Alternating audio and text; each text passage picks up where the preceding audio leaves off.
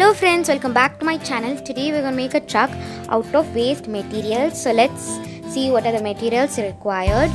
We need color papers, a scissor, a medicine box, a rectangular piece of cardboard, a glue stick.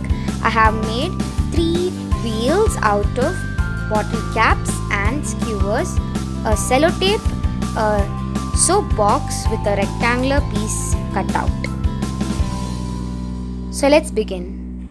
So now let's cover the waste materials with color paper. We have covered the waste materials with color paper. Now let's apply glue to the cardboard piece and stick the medicine box.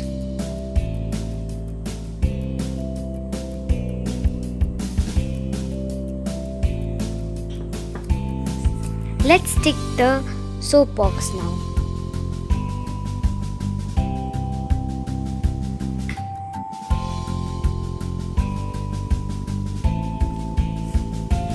Attach the wheels to the truck using sellotape. Finally, our truck is ready. If you like this video, don't forget to like, share, subscribe and hit the bell icon for notification. Thanks for watching.